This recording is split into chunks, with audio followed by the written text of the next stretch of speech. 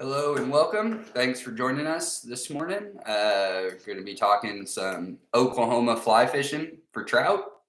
Uh, Today's course, we're just going to be going over kind of the basics of what you need, what you're looking for to be successful. Fly fishing, like most types of fishing, you can rabbit hole down into a million different little niches and um, even within trout fishing for fly, using fly fishing equipment, you're going to experience kind of the same things. But like all forms of fishing, there's usually a pretty simplistic way to get yourself to have some success and catching fish, which is kind of our number one priority of these courses when we do them, is teaching you guys some just very easy things that you can repeat and that you have access to. Oklahoma not being a very traditional fly fishing state, we're pretty limited with the resources that we have. Whether that be equipment or flies, even some of the accessories like waders and boots and packs. You're really kind of limited to your big box retailers. We have two Bass Pros in the state. We have one Cabela's, but those are in Oklahoma City, and one's just right outside of Tulsa. So kind of eliminates the rest of the state. Oklahoma City just opened up or there was a new fly shop that was just opened up in Oklahoma City. That's over where, if anybody remembers where Backwoods was, over on May and 122nd, over by Lake Hefner. There's a new dedicated fly shop that replaced where Backwoods used to be. And then there's Beaver's Bend and the fly shop down there. But outside of that, there might be some specialty shops around the state that are, kind of low key, not a lot of information. So we're going to talk about stuff that, you will be able to find fairly easily without having to, go out of state to find or order online. You know, if you live anywhere near one of the two metros, you kind of have access, or maybe you have the equipment, and odds are you probably have something if you've already gotten into fly fishing that is going to help you be successful. Uh, Use the chat bar any part during this. These are meant to be conversational. So if you have a question, throw it in the chat bar. We'll answer them as we go.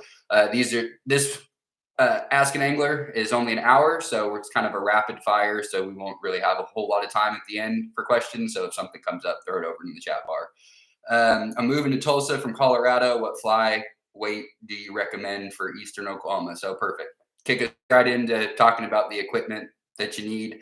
And then we'll get into flies and we'll talk a little bit about the bodies of water around the state and where you might find some success. So your basic fly fishing setup for trout in Oklahoma, because we are seasonal trout fisheries. We have 2 year-round trout fisheries, one at the lower Mountain Fork and one at the lower Illinois. Those areas, especially the lower Mountain Fork, there is the opportunity for reproduction. These fish will become wild over time. You'll have second generation of stocked fish, and they will inhabit that river, and they will act more like a wild trout. Your stocked fish that go into any of the seasonal places, especially when it comes to fly fishing, which is a sport that really was kind of predicated around matching the hatch, whether that be dry flies, nymphs, or streamers.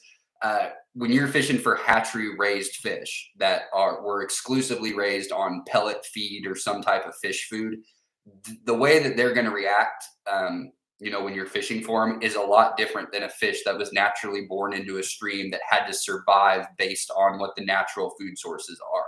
So those fish, which are going to be more abundant in the Mountain Fork than the lower Illinois probably doesn't have much, if any, reproduction because it's a tailwater.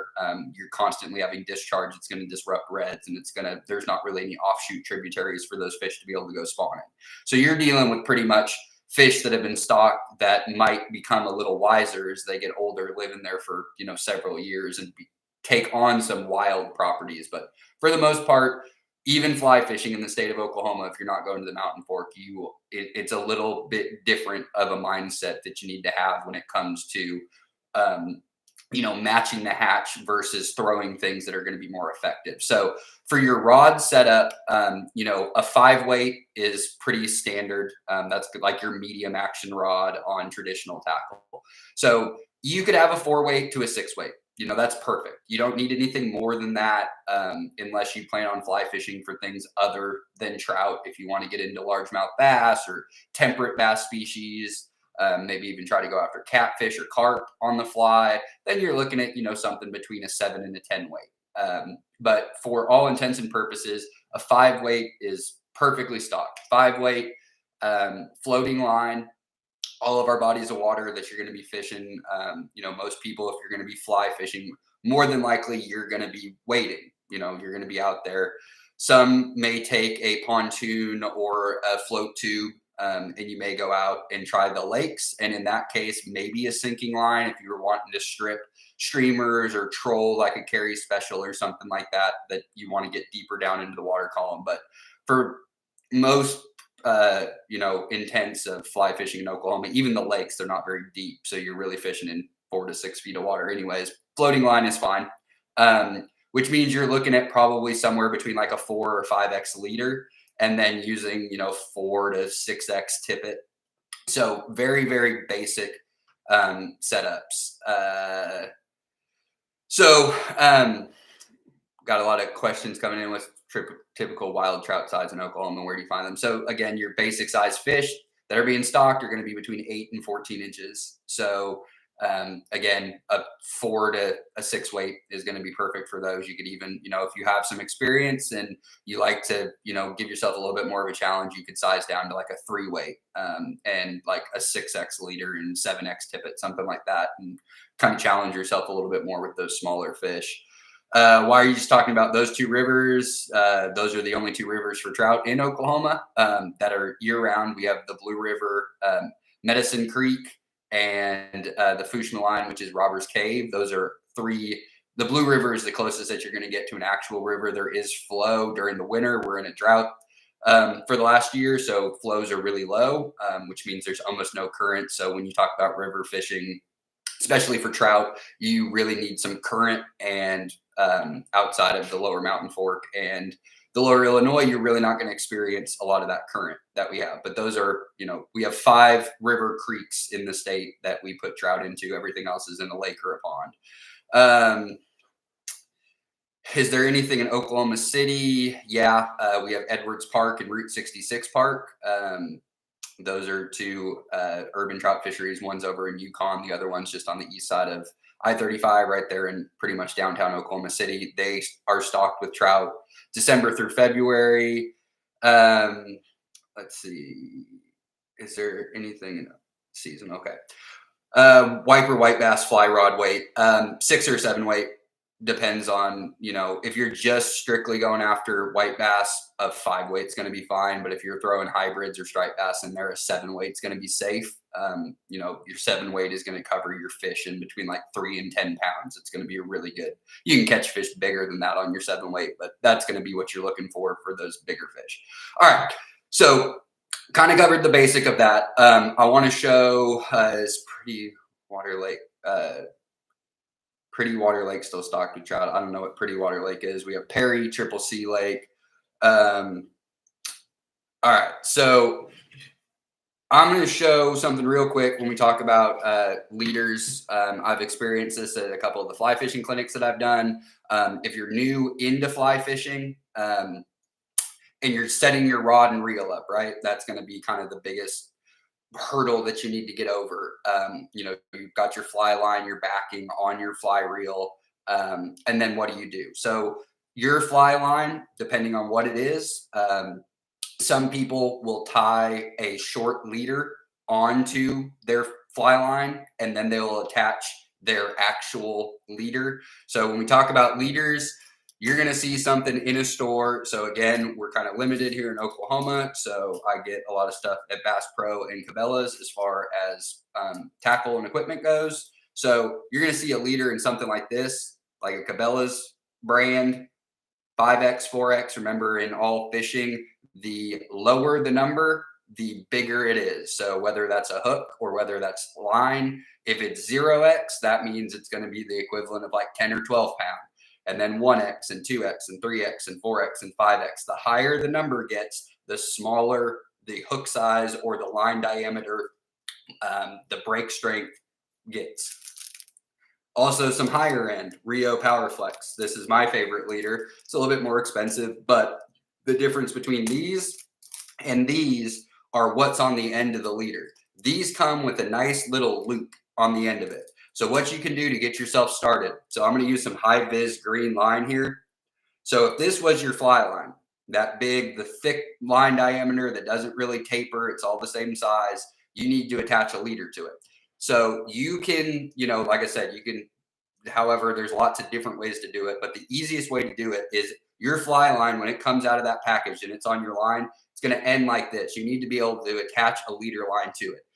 Well, because leader lines get chewed through, it doesn't really make a whole lot of sense to take something like this, which does not have a loop on the end of it, and tie, let's say, a blood knot or a double uni knot or some type of connector knot to this. Because what's going to end up happening is you're going to chew through that leader line unless you are just dedicated to keeping tippet on the end of that line. So the easiest way to connect a leader line is to take the end of your fly line, double it over, and just do a simple overhand knot just like this and create yourself a loop.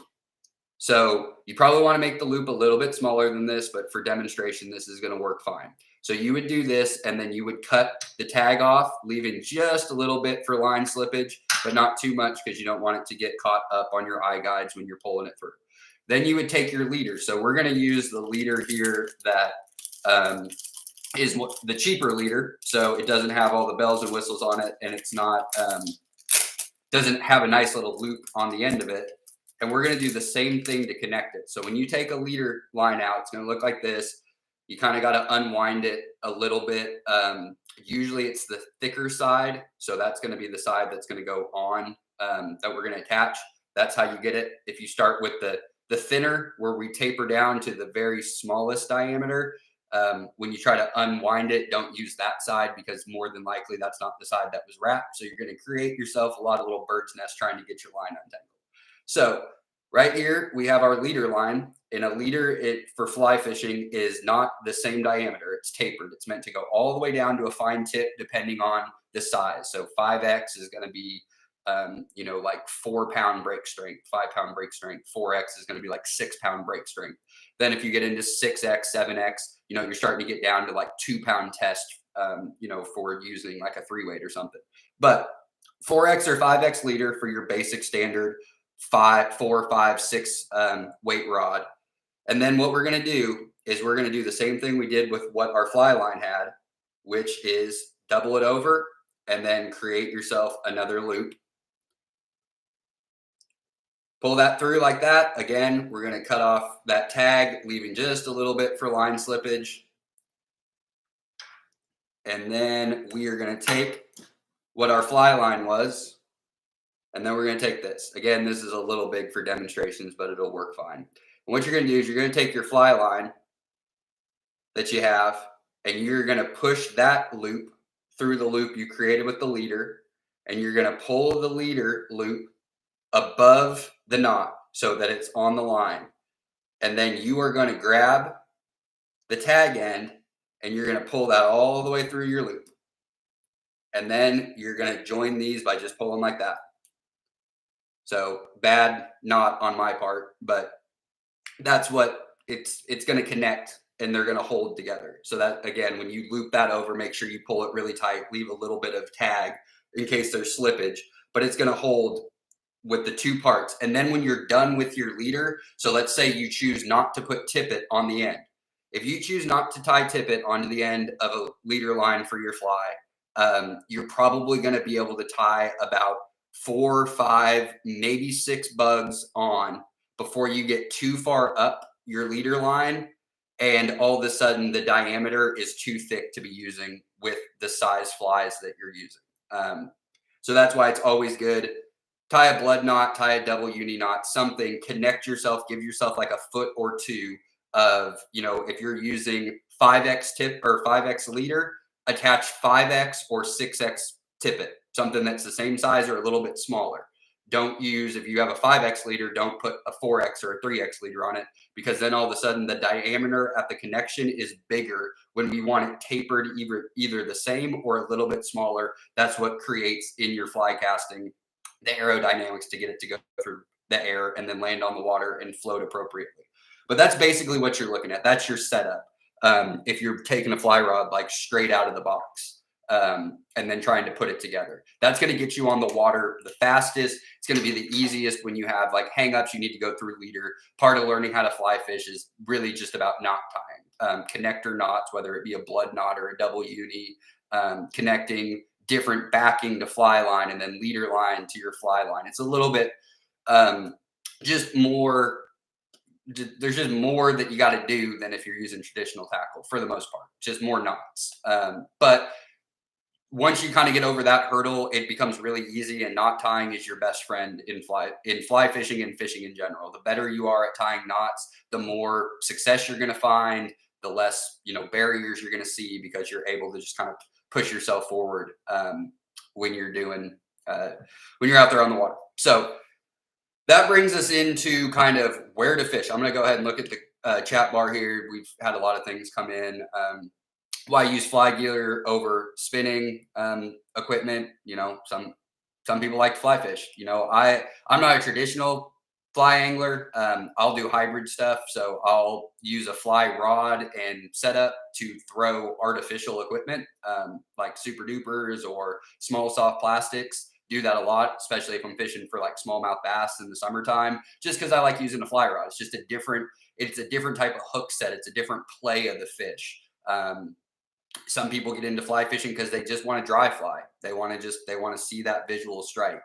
But there's no one right way to do fishing in any kind. So, traditional tackle, the advantages of fly fishing sometimes are casting ability, throwing little tiny bugs that fish may want. You're just not able to do that. You don't have the ability with a traditional setup. That's what the fly rod's for. You have a longer rod. You have line that you're casting with the rod, the line, as opposed to using the weight of whatever you have on the end of your line to load the rod with traditional equipment. Eagle Lake in Del City isn't stocked with trout. No, it's not currently stocked with trout.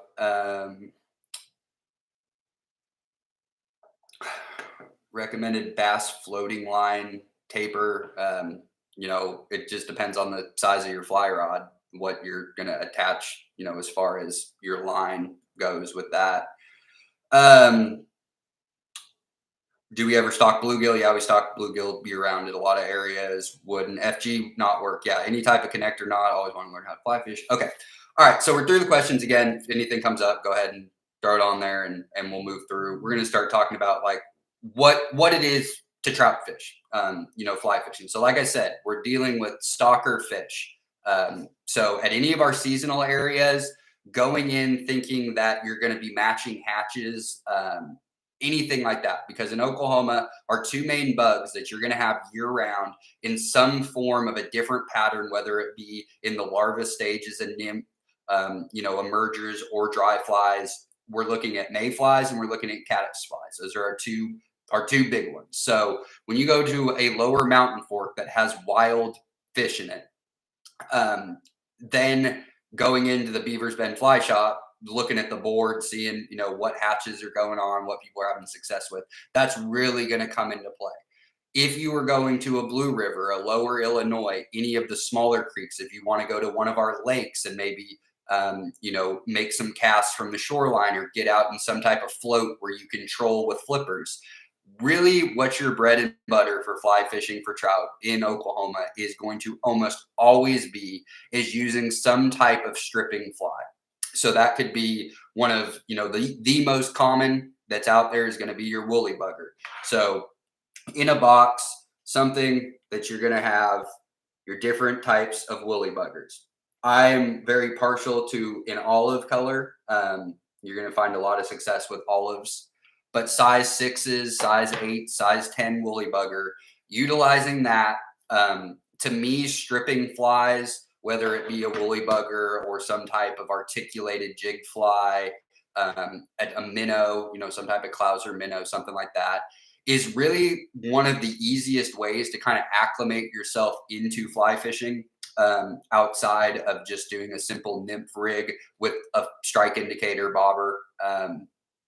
Because what it allows you to do is it's going to actually take advantage of some of the things that make fly fishing difficult, which is upriver mends, making sure that you're getting drag-free drifts, things like that.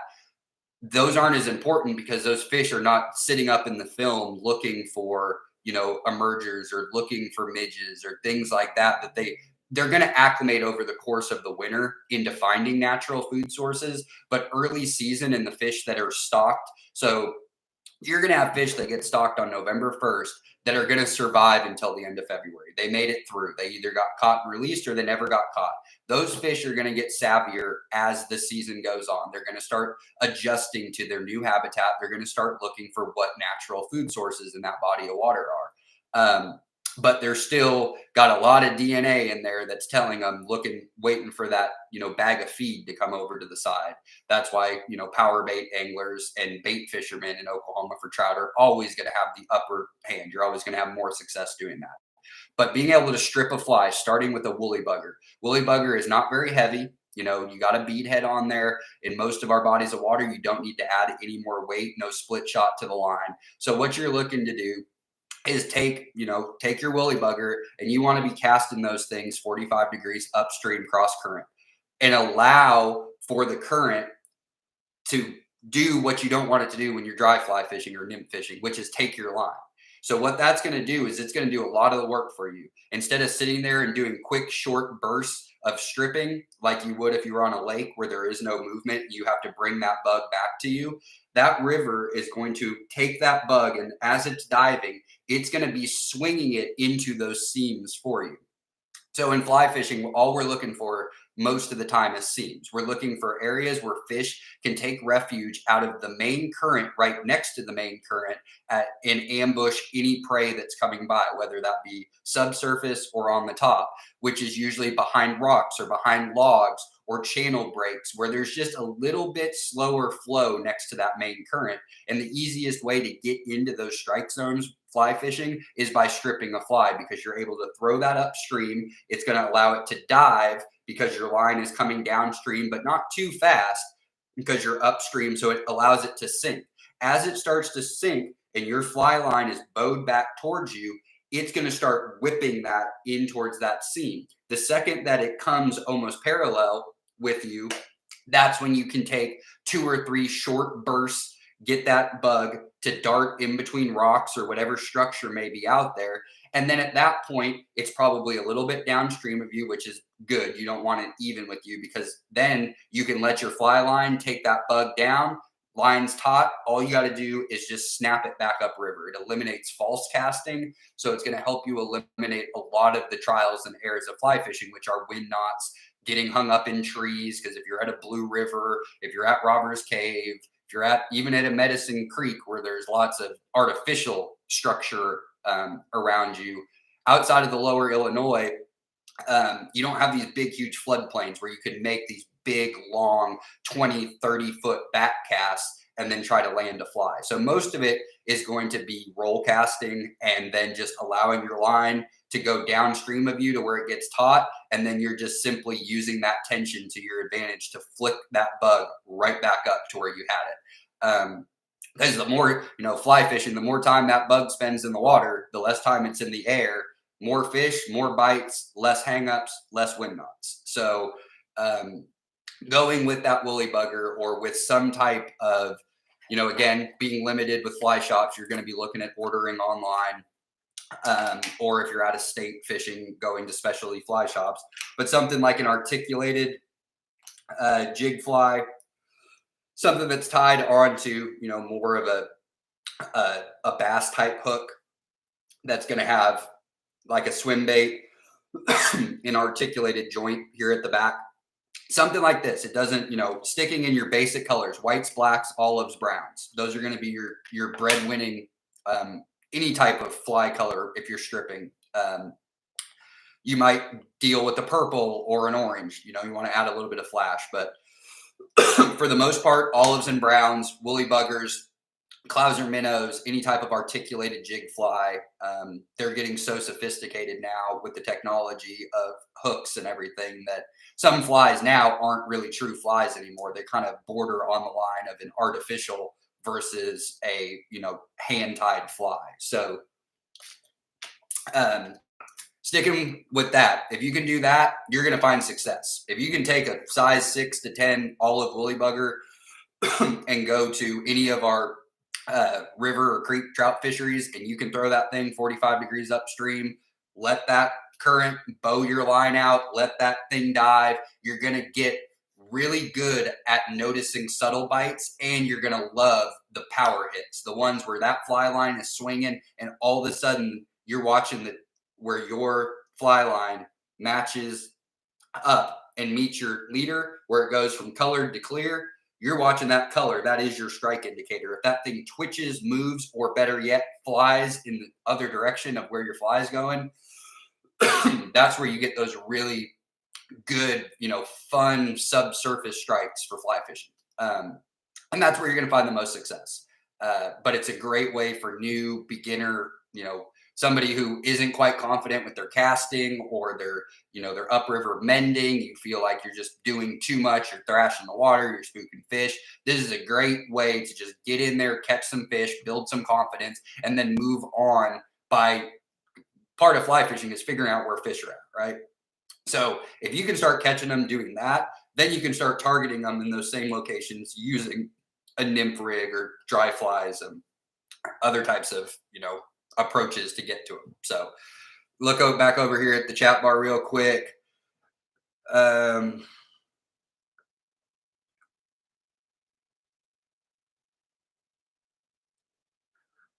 So can we talk about smallmouth? So this is designed for trout, but we'll have fly fishing stuff this spring for the eastern part of the state.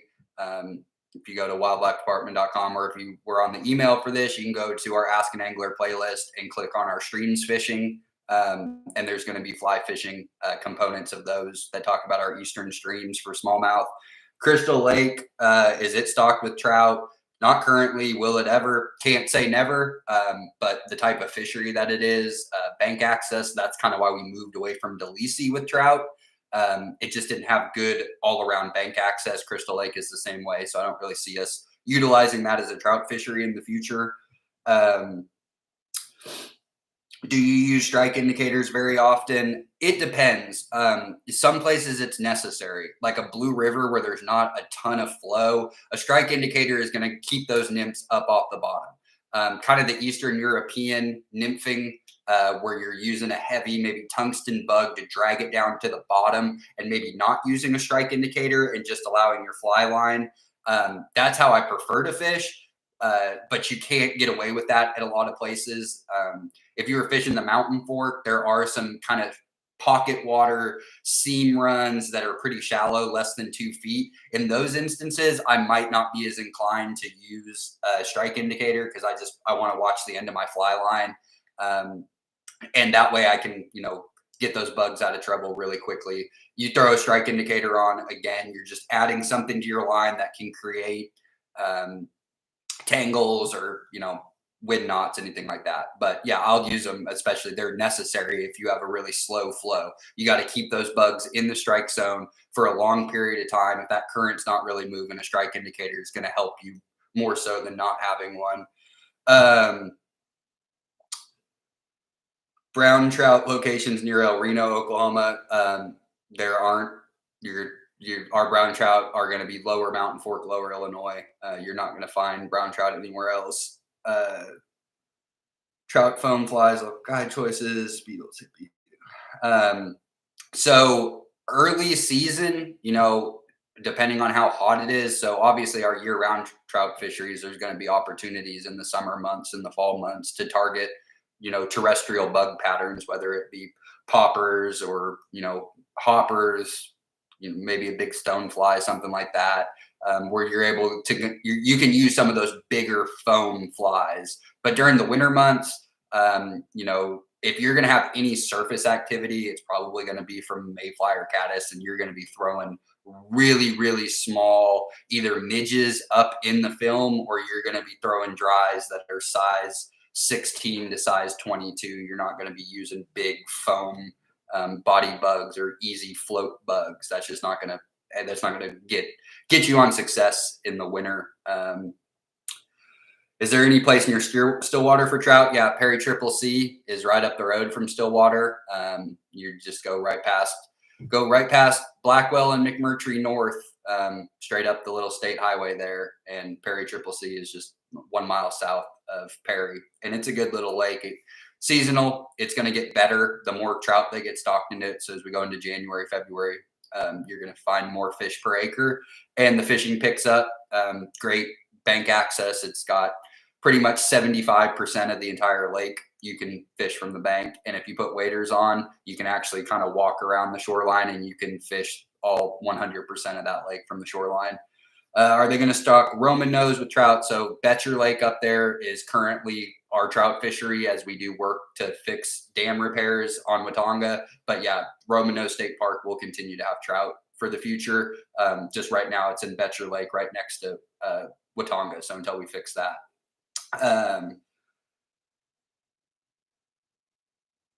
Thought on Oklahoma making any more trout quality tailwaters. So the problem with doing tailwaters like we're experiencing on the lower Illinois right now is water allocation and water temperatures.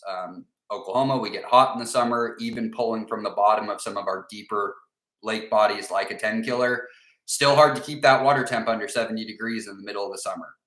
Broken Bow is able to do it just barely for the time being. But as water temperatures continue to rise, it's just going to be more and more difficult to support it year-round tailwater fisheries. And we're prairie streams for the most part, so we don't have great trout habitat on most of our tailwaters. So the eastern part of the state, a lower Illinois and a Beavers Bend area are kind of the only two suitable habitats that we have. There's some Clearwater creeks in the eastern part of the state that would be suitable for trout, but they don't really have public access. And there's questions about, you introduce a predator species. If it can survive year round, it can do harm on native species. So we're in the point in conservation across the country where states are being more mindful of when you introduce game species that you are doing for the benefit of the angler. A lot of times we do irreparable damage to the resource. A great example is Yellowstone, one of the world's most renowned fisheries in the world, and their native species of trout has been on the decline for decades because of the introduction of brown and rainbow trout. Because put them into habitat that's good for them, they will take over the native source. So that's kind of try to limit our seasonal fisheries to areas where the fish either won't survive and have a major impact, or if they do survive, they're in an area where the impact is pretty limited. Yeah, Perry Triple C, it requires a day pass. You pay at an honor box. When you get there, they have little cards. Okay, so let's talk a little bit about nymphing, because that's going to be kind of your second go-to option here in Oklahoma, especially during the winter months at any of the seasonal areas. Again, these fish are stocked fish, so they have not had the time in these river systems to really kind of get in on what it is the natural food source is. So when you have wild or native species, they are going to key in on matching a hatch. They're going to be very particular about the size of a bug, the color of the bug, the makeup of what the bug is, because they're so in tune with what it is the natural food source is. Well, you throw seasonal stalker trout into these bodies of water, they're going to be looking for things that look like food. So the smaller you can go with bugs, the better always, whether that be a dry fly for any type of hatch. When you're looking at bugs that are size 10, size 12, size 14, that's great when you're imitating terrestrial patterns. A caddisfly, if you're starting off for dries, should be size 14. That should be your starting point, and you should be going smaller. If you're starting with a 14, you probably want to be looking at using an 18. With your mayflies, starting at a 16 or an 18 and looking all the way down to like a 22. Those are going to be very hard bugs to see. That's going to require shorter leaders, knowing exactly where that bug hit when you see those surfacing fish. So when we're fishing subsurface with these nymphs, it makes it a little bit easier because we can get small. We don't have to go as small, in that water. So you're looking to start out at maybe a 14 and go all the way down to size 18 to size 20. But we're really looking, in my opinion, in Oklahoma, it's really hard to beat a rubber-legged anything. So just some very, basic bugs that you're going to be able to find at your big box retailers, your copper johns, your pheasant tails, little lightning bugs, anything that you can look for where you're going to find, just something that's about this big and has rubber legs, with some type of bronze body, olive body, prince nymphs that maybe have some purple in them, something like that. But the prince nymphs and your pheasant tails are going to be the two, most talked about and most used and most successful nymphing flies that you're going to find in Oklahoma. Now, if you want to weight those flies down to get them down using some type of dropper, look at it using some type of like size 6 to 10 stone fly. You might even use a woolly bugger. Let a woolly bugger be your top big bug to kind of dive and help get those bead heads down. Because if you're not using tungsten head beads, it's going to take them a little bit to get down into that strike zone. But lightning bugs, bloody marys, copper johns, prince nymphs, any type of pheasant tail, and if they have yellow-legged rubber sallies, that's always a good go-to. But you're really looking at size 14 to size 20, something in that. In my opinion, the smaller the better, and rubber legs the better. That's what you're looking for. Again, caddis and mayfly bugs are in the water. Those are your two natural prey sources. So if you're buying nymphs that are of those two species that are mimicking them, and then add some rubber legs to them, the more success you're going to find more often than not. If you are not a I have to fly fish with a traditional fly, what I like to do a lot of the time is do some hybrid fishing. I like to use artificial soft plastics and throw them with a fly rod, because I can get them in a size a 1/64th ounce and below, all the way up to a 1/200th ounce jig head. They throw just like, if not better, than some of your beadhead flies that will go. So things like trout magnets or trout worms. If you can't find a San Juan worm at a fly shop, or you don't have access, you can probably find something like this or like this at a local bait and tackle shop. Just power bait worms, and you can put a jig head on those. You can throw those out on a fly rod underneath the strike indicator, or let them free drift. You could tag team them and double up by using some type of trout magnet little worm, which are great. Anybody who's fly fished for a long time has probably heard of a green weenie fly. And what a green weenie is kind of a better version of a salmon egg and a San Juan worm, where you're kind of playing into, can't match the hatch today, but we want to catch some fish. What they're mimicking is an inchworm. So something like this. And inchworms are all around the world. All fish species rely on them. So they're always keyed into some type of olive, maybe a chartreuse, and then they make red ones. But something like that. You can throw those on, and you're going to have easier access to finding these in a lot of places of Oklahoma than you are of getting to actual true fly nymphs that you can buy. So these will fly just fine. They'll fish the same way as they would if you were using traditionally tied flies. So that's always an option. Other subsurface flies that you can throw, one that I like to use when I'm smallmouth fishing with a fly rod, is just a tube.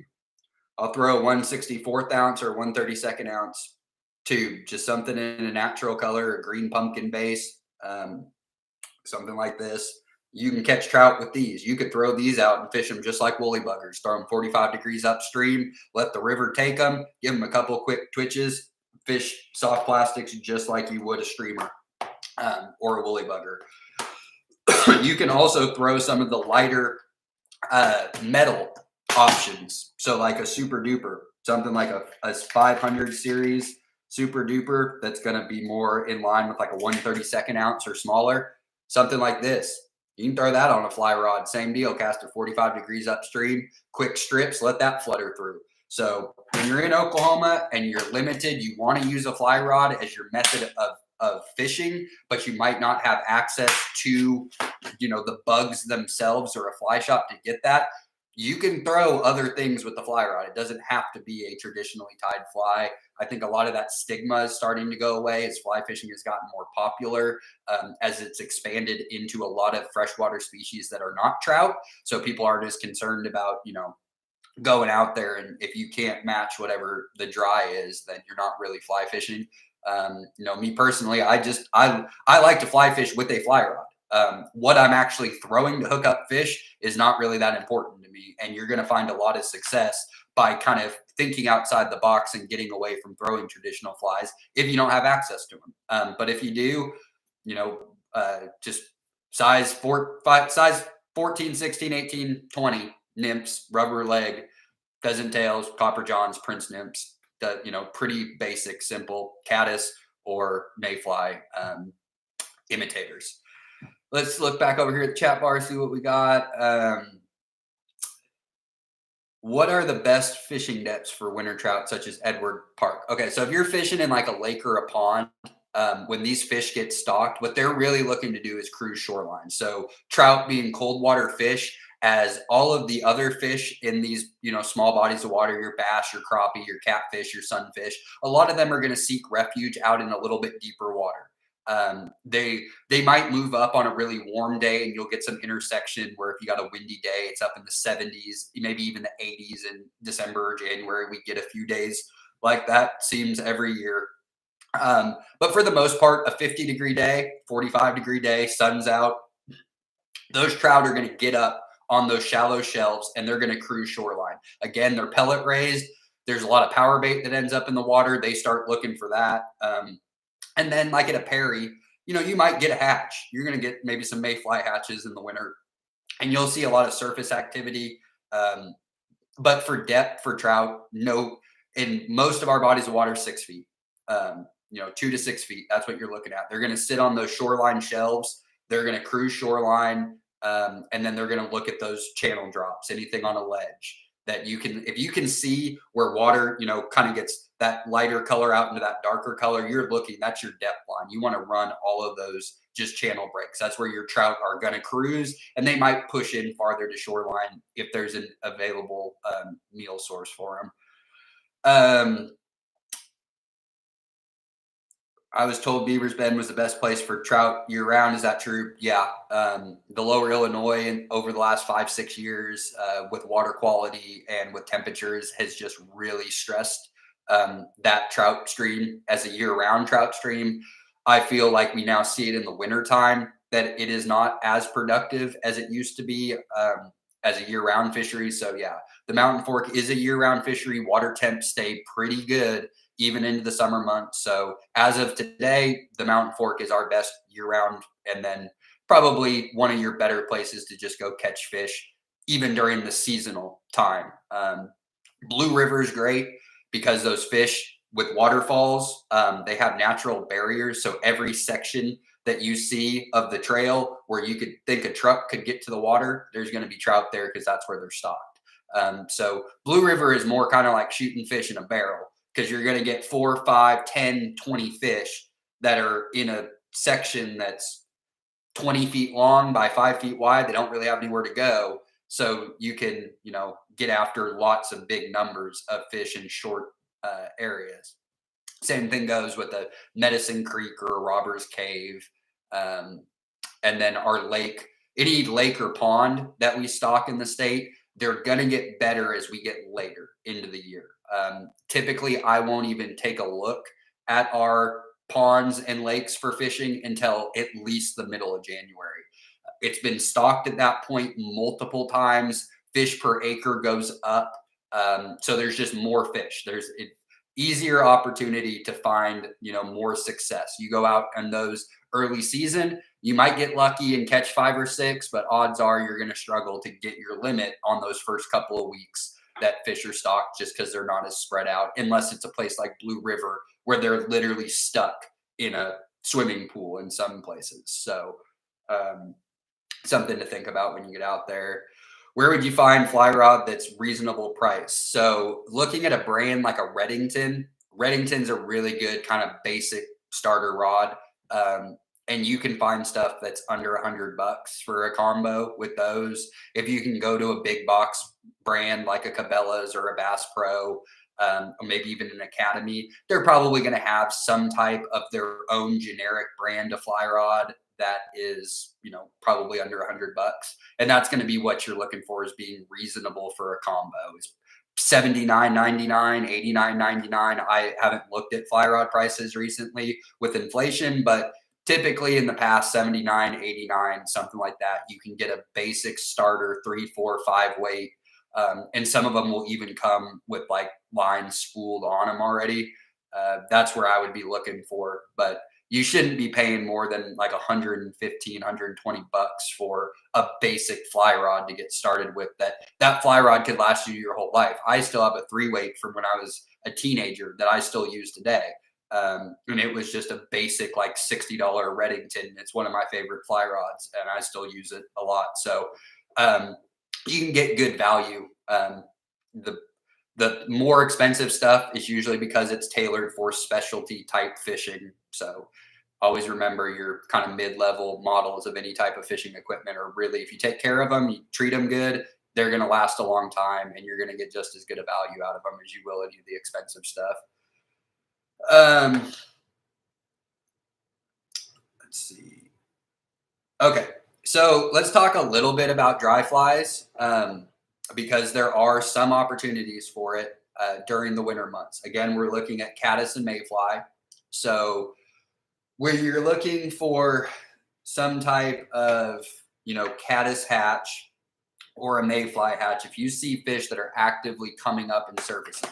Now, remember, you can get a lot of activity that's up in that film, and that's where midges really come in handy. Zebra midges, maybe like a purple midge, something like that. That's really small. Again, looking at that size, probably 16, 18, keeping that high up in the film. You're probably, if you see fish activity, more than likely you're going to get them with midges before you get them to actually come up and drill that top.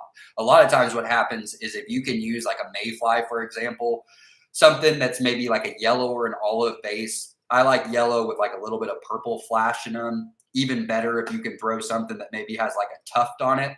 So if you can have a post, you're going to be able to see that a lot better. Little mayfly.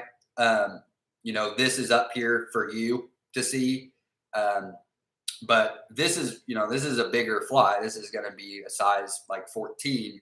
And if you're throwing a size 18 or 20, I mean, it's going to be like that right up here. So if you can have a little post on top of it, that's great because you can see it. But what usually ends up happening if you're getting strikes, if fish are coming up for a caddis or a mayfly, it probably is because your bug kind of got sucked down into that film and they're not actually hitting it on the surface. You're seeing the rise come on it, but they're actually grabbing that bug as it's kind of got swamped and it's now fallen into that film. Basic elk hair caddises, something with an olive or a tan body, something that's going to look like this. But I'm a big advocate of if you feel comfortable throwing a 14, try throwing an 18. See if you can see it. See if you can, those fish just seem to be a little bit more weary the bigger that bug gets. And if you actually look at a mayfly or you look at a caddisfly and then match them in profile to what your fly is, a lot of times your fly is a lot bigger than what they are. It's just, it's hard to see a size 18 fly, a dry fly. It's just going to be really tough. So a lot of times tying on a shorter leader, so from the end of my fly line is only 5 feet to where that bug is at. I know what my drift is. I can cast that. Okay, I saw it when it hit the water, but now I can't really see it as much, but I know where it should be floating. And then you're just waiting for a rise in that vicinity. And if you see the rise, you're setting the hook. It's just a blind hook set. Sometimes it's a fish. Sometimes that fish grabbed something and your fly was nowhere near it. But the smaller you can get feeling comfortable with any bug that you throw, the more success you're going to find as far as bites and hookup success goes. So that's really kind of what you should be keyed into. And then, like I said, early season, November, you might be able to throw hoppers up along the banks or, throw those big foam bugs, an ant, anything like that. This year we were kind of up and down, but we were still fairly warm going into November. I still was seeing natural hoppers outside. They were pretty lethargic that first week in November, but they were still out and about. And you can get that to hit the water if the water temperatures for those trout are still in the 60s. They may be looking to go get something like a foam bug that you throw up on the top matching a terrestrial. So always something that you can have, and then you might get it again later on into the season. Midway through March, end of March, we get a big warm spell that comes through. Again, you might look to throw in something on the surface that's a little bit bigger profile that's going to match an ant or a hopper, and see if you have success. Our year-round fisheries in Illinois River, and especially the Mountain Fork, where you're basically bank lined grass for most of that river.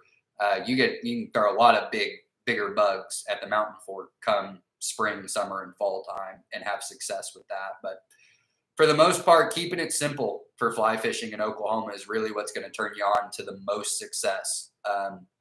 A 4 to a 6 weight rod, floating line, 4 or 5x leader, 4, 5, 6x tippet. Looking to use size 6 to size 10.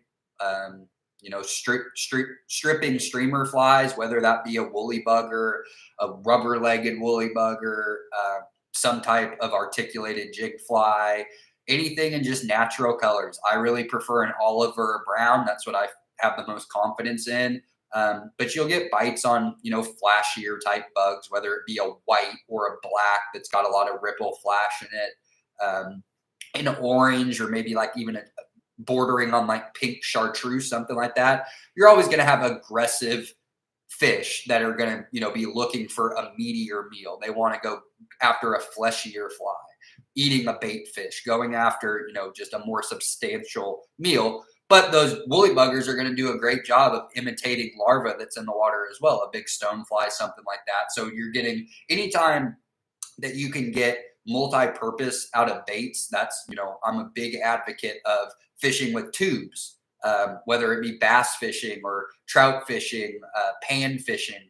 You catch so many different species of fish on a tube because it's such a versatile bait. It could be a frog, it could be an insect, it could be a bait fish. When you can utilize something where you're getting as much of a natural prey source as possible into what you're throwing, the more opportunity you have for a fish to come take a strike. If you're going to throw something that is just matching the hatch and they're not going after that, your opportunities are going to be limited. So I would always say start with some type of stripping streamer fly. To me, it's the way I love to fly fish. To me, getting the tug at the end of that line, watching that fly line shoot when you make a good drift behind a boulder or off of a root wad or something like that, and that fish darted right out, you put it right in the strike zone. You really get kind of that addicting, just powerful strike that a lot of people get into fly fishing for, to see that on the surface. Most of fly fishing is the visual stimulation of watching a fish physically come up to get something that you're throwing that you can see. But going from there into, nymphing, and then throwing small size 14 to 20 rubber-legged bugs, very basic nymphs that you can get at anywhere where they sell flies, your pheasant tails, your prince nymphs. Then you get into a little bit more technical styles of catching fish, which is going to be throwing those midges up in the film, maybe throwing some type of crippled bug up in the film, or looking at actual hatches that are occurring during those winter months, physically seeing what the bugs are that are coming off. Like I said, they're going to be a caddis or it's going to be a mayfly, and then being able to tailor whatever the bug that you have that is going to most closely resemble, those bugs that are coming off. And if you have to, if you're not quite at that point in your fly fishing experience, then bugs to keep in your box that are going to, more than likely get you some success when you are seeing that surface activity is a size 14 to size 18 olive or tan bodied elk hair caddis, and then some type of size 16 through size 22 lightly colored, either a pale, a yellow. I like yellow and purple, some purple flash, for your mayflies, something really small. And if you're not sure exactly what's coming up off the water, trying, a couple of those bugs, throwing it in, more than likely you'll get a fish reaction. Sometimes you'll actually be right on what they're feeding on, and that's when it gets epic with fly fishing. That's when, if you're matching the hatch on dries, that's when every time your bug's hitting the water, you're getting a fish to come up at it. But if you see them coming up in good numbers, odds are a size 14 to 18 lightly colored bodied caddis or lightly colored bodied mayfly is going to get you on some fish to come up and rise. So with that, we got about 5 minutes left. Go ahead and scan the chat bar again. See that now's the time to ask some questions. We can go a little bit longer if there are some questions. We've got a few hours before our next Ask an Angler this afternoon. Do you get the large monster mayfly hatches in Oklahoma? Yeah, in the summertime. Not necessarily at our trout streams, but if you want to take fly fishing beyond trout in the summer months, areas, if you got a farm pond that you have access to, maybe even a small lake that's got a lot of grassy areas around it, you get out there in August, September, October. I mean, you can bust up, just swarms of mayflies sometimes. And those areas, you hit those in the mornings and the evenings and smash a mayfly down onto the water when panfish or crappie or bass are on the lookout for that. You can definitely have some success with those mayfly hatches. Seeing them on trout streams during trout season is a little less. You don't see that as often, but you can get fairly substantial hatches of fish that are willing to come up for a while, 45 minutes, an hour. That's a pretty good hatch. But as far as total numbers of bugs coming up or just busting them out from the bank, you're going to see more of that in the summer and the fall. All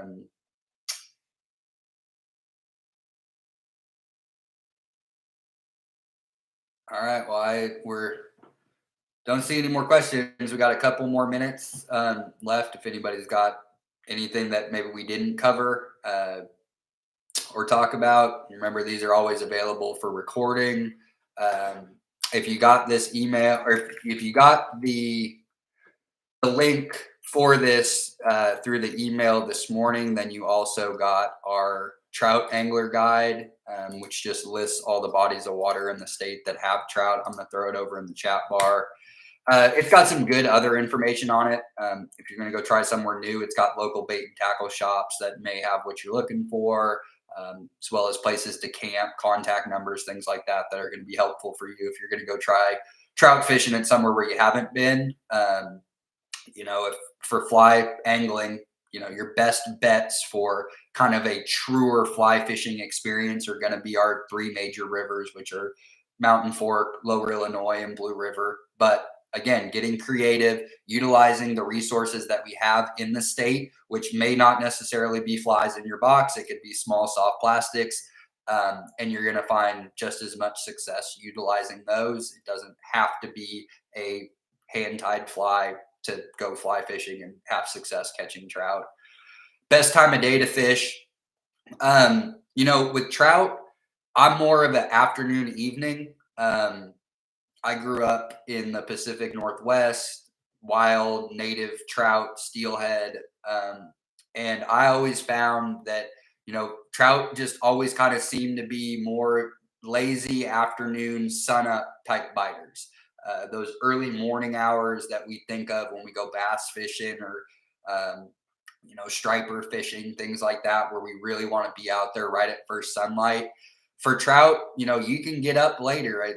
It's great, get out on the water at 10, 11 o'clock, let that sun get up, warm that water up just a little bit, gets the bugs active, it gets bait fish active. And those trout, a lot of them are prey in their bodies of water. So, they're not as apt at, coming out in those early morning hours when they might get eaten by a bass or eaten by a catfish or something like that. So, in my opinion, trout fishing is always going to be better in the evenings, in the late afternoons. You're going to see bites start to pick up towards midday. It's not to say that you can't have a good morning fishing, but typically I find more success with trout once the sun is up and is on the water and then is going down towards the end of the day. Anything else? Kind of in the final minute here. Thanks everybody for coming. If you got my email this morning, you have my information. If you don't, go to wildlifedepartment.com. Check out our fishing resources page. You can scroll down to the bottom. My phone number and email are listed. Call, text, email. Try to get you set up.